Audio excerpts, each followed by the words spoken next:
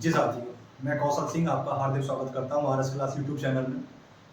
तो जैसा कि हम तैयारी कर रहे हैं UP TET, C TET, super TET और जितने भी टेट के शिक्षक भर्ती के एग्जाम आने वाले हैं उन सभी की, तो हमारी क्लास पहले चल चुकी है। और जो कि आज हमने क्लास जो चलाई है, अभी फिलहाल जो चलाई है वो चलाई है प्रेजेंट में सी टेट का जो टेस्ट आने वाला है उसके लिए। तो ज्यादा से ज्यादा चैनल को शेयर एंड सब्सक्राइब जरूर कीजिएगा। तो आज हम पढ़ेंगे, देखिए इससे पहले हम पढ़ चुके हैं वर्णमाला और वर्णों का उच्चारण स्थान कहां से होता है, यानी व्यंजनों का उच्चारण स्थान कहां से होता है, और वर्णमाला ये हम पढ़ चुके हैं। अब इसके बाद आ जाता है थोड़ा आपका टॉपिक जो कि 4-5 क्वेश्चन पूछे जाते हैं विराम चिन्ह से, यानी चिन्ह कितने प्रकार के होते हैं और कौन कौन सा वहां पे आपको विराम चिन्ह दे दी जाएंगे और आपसे पूछ लिया जाएगा कि ये कौन सा चिन्ह है। यानी 4 ऑप्शन दे दिए जाएंगे आपसे और फिर आपसे पूछेगा कि ये कौन सा चिन्ह है बताइए।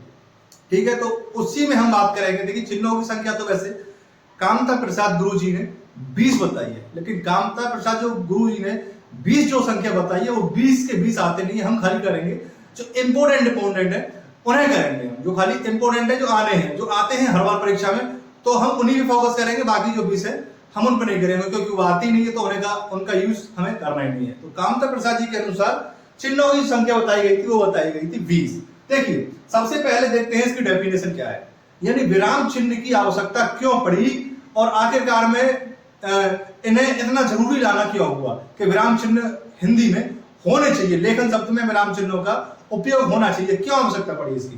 देखिए तो सबसे पहले ये आप जान लीजिए कि कामता प्रसाद गुरु जी द्वारा चिन्हों को 20 तरीके से बताया गया। किसने बताया है? कामता प्रसाद गुरु ने। देखिए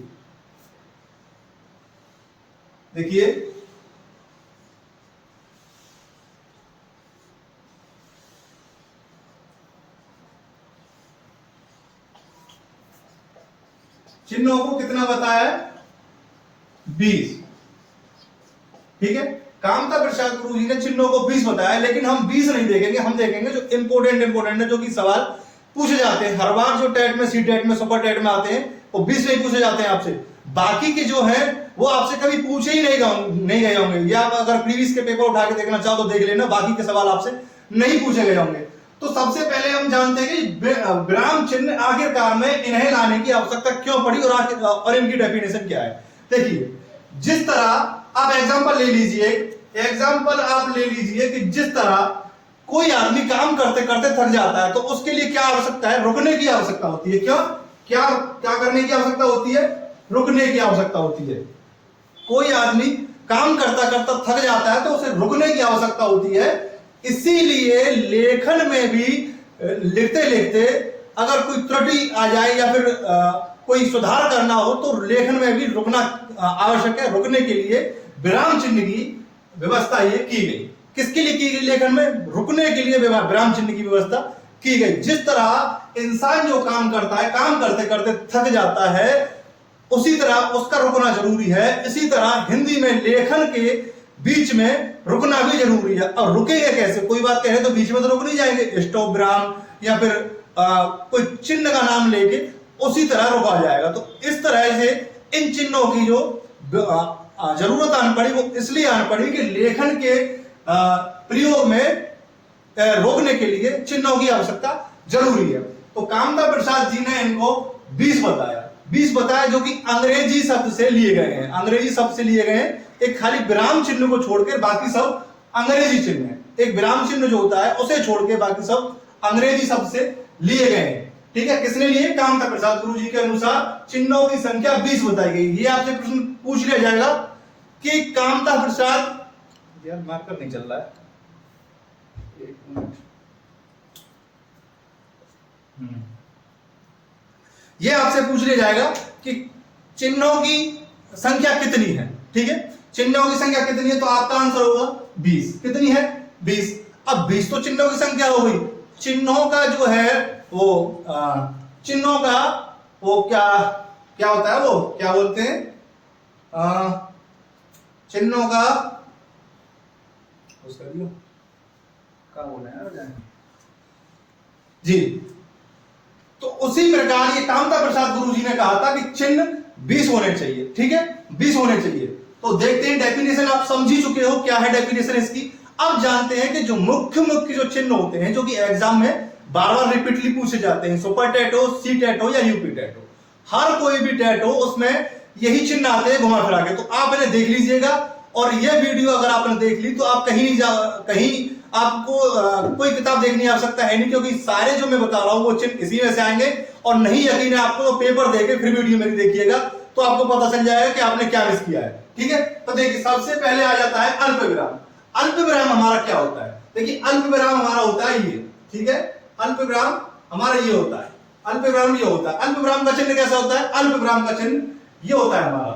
उसके बाद आ जाता है अर्ध विराम। अर्ध विराम का चिन्ह कैसा होता है? एक छोटी सी बिंदी लगी होती है और फिर ये नीचे अल्प विराम की तरह चिन्ह लगा हुआ होता है। क्या होता है ये?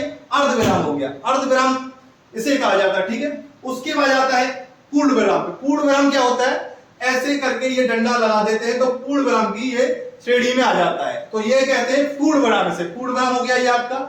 अब आ जाता है आपका प्रश्न चिन्ह, जो कि आप सभी जानते हो, व्हाट्सएप में मैसेज में टेक्स्ट मैसेज में टाइप करते हो प्रश्न चिन्ह। अगर कोई बात आपको पूछनी हो, किसी दूसरे से पूछनी हो, पुटअप करनी हो, या फिर क्वेश्चनों में देखा होगा आपने एंड में ये प्रश्न चिन्ह लगा होता है, तो ये तो सभी के दिमाग में होगा कि प्रश्न चिन्ह कैसा होता है, प्रश्न चिन्ह इसे कहते हैं। ठीक है, ये तो सबके दिमाग में होगा ही। अब इसके बाद आ जाता है आश्चर्य चिन्ह। तो आश्चर्य चिन्ह यानी किसी बात को सुन के आश्चर्यचकित हो। ठीक है, ये आपने देखा होगा कविताओं में, क्योंकि हिंदी की पाठ में कविता होती है तो आश्चर्य चिन्ह ये लगा होता है। तो आश्चर्य चिन्ह का मतलब है एक सीधा डंडा होता है जो कि पूर्ण विराम की तरह, और फिर नीचे ये डॉट की तरह ये बिंदी लगी होती है। क्या होती है? ये डॉट की तरह बिंदी लगी होती है। तो इसका मतलब हुआ ये कौन सा हुआ? आश्चर्य चिन्ह। आश्चर्य चिन्ह हुआ ये डॉट की तरह ये बिंदी लगी होती है। ठीक है, समझ गए ना? गौर से देखिएगा, पूरा वीडियो स्किप मत कीजिएगा कहीं भी, नहीं तो चिन्ह निकल एग्जाम देने के बाद और फिर देखिएगा। अगर आपसे ना छूटे तो फिर बताना वीडियो देख के कमेंट पर। ठीक है, अब आ जाते हैं निर्देशक चिन्ह। निर्देशक चिन्ह क्या होता है? निर्देशक चिन्ह जो होता है कि हम बात में जो कि कहीं इमला लिखाते हैं या फिर कोई स्टोरी पढ़ते हैं तो उसमें कहते हैं डैश दे दो, तो डैश एक निर्देशक चिन्ह जो पढ़े लिखे वैसे हिंदी की भाषा में कहा जाता है, लेकिन जो बोलचाल की भाषा में कहा जाता है उसे कहा जाता है डैश। तो आपसे दोनों तरीके के प्रश्न पूछ लेगा आपसे कि डैश चिन्ह किसे कहा जाता है और निर्देशक चिन्ह किसे कहा जाता है। तो आपका टिक यहां लगेगा सीधा। अगर ये डंडा आ जाए तो समझ लेना ये डैश है या फिर निर्देशक चिन्ह। कंफ्यूज मत हो जाना, एक ही प्रश्न के दो नाम दिए गए इसमें। अब आ जाता है आपका कोष्टक। कोष्टक देखिए तीन प्रकार के होते हैं। कोष्टक आपने तीन प्रकार के होते हैं। एक कोष्टक तो हो गया ये आपका, एक कोष्टक ये हो गया, और एक कोष्टक आपका ये हो गया। ठीक है, कोष्टक कितने प्रकार के होते हैं? कोष्टक तीन प्रकार के होते हैं। अब आते हैं आपके अवतरण चिन्ह पे। अवतरण चिन्ह कौन सा होता है? देखिए कोष्टक लगा देते हैं, यो सादा कोष्टक लगा देते हैं, फिर ऊपर थोड़ा यो कर देते हैं। ठीक है, ऊपर ऐसे कर देते हैं जैसे कि अल्प विराम की तरह। कैसे कर देते हैं? अल्प विराम की तरह ऊपर दो चिन्ह लगा देते हैं और कोष्टक के अंदर। ये क्या हो गया आपका? ये हो गया आपका अवतरण चिन्ह। कैसा हो गया ये आपका? अवतरण चिन्ह हो गया ये। ठीक है, अब आ जाता है लाघव चिन्ह। ये लाघव चिन्ह भी पूछा जाता है कि लाघव चिन्ह कौन सा है। चिन्ह दे दी जाएंगे, अब उसमें से पूछा जाएगा कि इनमें से निम्न में से लाघव चिन्ह कौन सा है। तो आपको लाघव चिन्ह बताना होगा कौन सा है। ये है, जैसे देखिए कोष्टक में ये ऊपर जीरो रख देते हैं। क्या रख देते हैं? जीरो जो रख देते हैं, इसे कहते हैं लाघव चिन्ह। प्रश्न में आपसे ये पूछ ले जाएगा कि लाघव चिन्ह निम्न में से कौन सा है। तो लाघव चिन्ह आपका टिक लगेगा, ये आपका टिक कौन सा लगेगा? ये लगेगा। तो ये आपको जो है 1 2 3 4 5 6 7 8 9 ये चिन्ह है। बाकी के जो 11 चिन्ह हैं उनसे कोई लेना देना नहीं है। उनको आप पढ़ो ना पढ़ो कोई मतलब नहीं है, उनसे कोई लेना देना नहीं है। लेकिन जो बार बार रिपीट होते हैं C TET, UP TET, super TET, तो यही चिन्ह पूछे जाते हैं, यही चिन्ह पूछे जाते हैं। नहीं तो आप एग्जाम में देख लीजिएगा, यही चिन्ह आएंगे और यही चिन्ह पूछे जाएंगे। आपको डेफिनेशन भी समझ में आ गई होगी कि चिन्हों का प्रयोग क्यों पड़ता है। ठीक है, तो उसी तरह इनका आवश्यकता पड़ती है। तो ऐसे ही हमारे साथ बने रहने के लिए और सी टेट, यूपी टेट की तैयारी करने के लिए हमारे चैनल को शेयर एंड सब्सक्राइब करें और हमारे साथ बने रहिएगा। आगे हम कराएंगे आपको प्रश्न और उत्तर, जो कि हम पढ़ा चुके हैं, प्रश्न उत्तर आपको कराएंगे। ठीक है, तो तैयार रहिएगा और बने रहिएगा हमारे साथ। धन्यवाद।